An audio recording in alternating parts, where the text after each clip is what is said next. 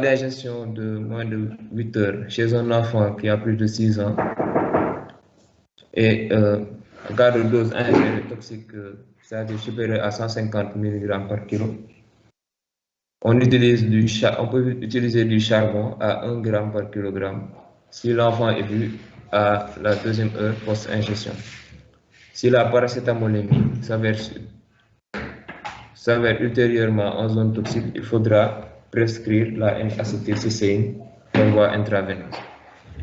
Sinon, on peut faire directement la paracétamolémie à H4 et débuter la N-acétylcystéine si elle est en dose toxique.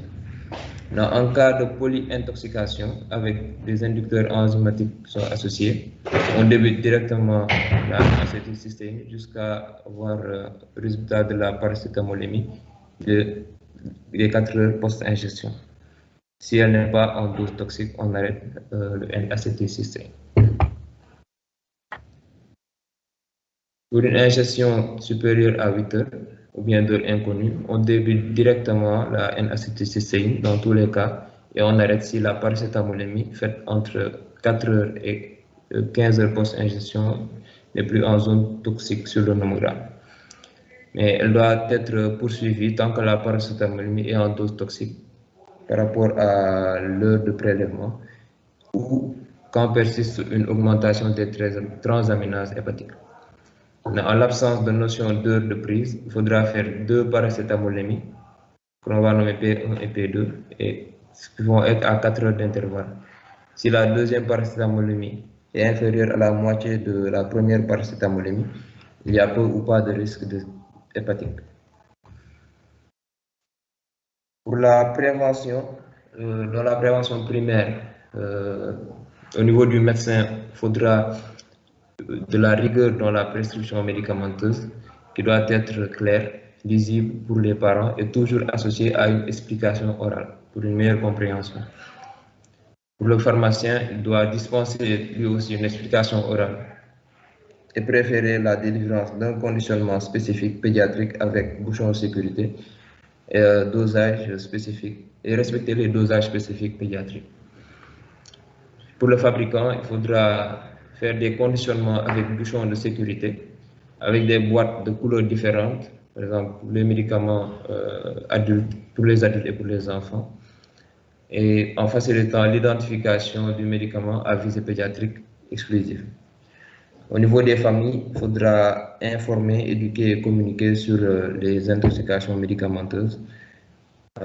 Et au niveau des parents, il faudra tenir hors de portée des enfants et en hauteur et soupler les médicaments et s'adapter également à leur évolution psychomotrice. Pour la prévention secondaire, il faudra inculquer le savoir-faire en cas d'intoxication, c'est-à-dire surtout les premiers gestes, les gestes à bannir, les gestes qui sont indiqués. Transmettre l'information auprès des intoxiqués, c'est-à-dire les familles ayant des enfants, sur la conduite à tenir. Il faudra également un partenariat entre les jeunes, les parents, les médecins, les pédiatres traitants, les services d'accueil de médecine et d'urgence, les centres antipoison et enfin les services d'urgence accueillant les enfants et les adultes. Pour la prévention tertiaire, il s'agira surtout d'un entretien avec les parents en vue de prévenir les récidives et de consultation psychiatrique s'il s'agit d'une intoxication volontaire qui survient surtout chez les adolescents. Donc, en conclusion, dirons que les intoxications médicamenteuses sont fréquentes en pédiatrie et leur gravité potentielle nécessitant une prise en charge adéquate et précoce. Et la prévention est essentielle et doit se reposer sur une information, éducation et communication avec les parents et l'entourage de l'enfant pour leur expliquer une bonne conduite à tenir et surtout savoir les gestes d'urgence à appliquer en cas d'intoxication. Merci beaucoup.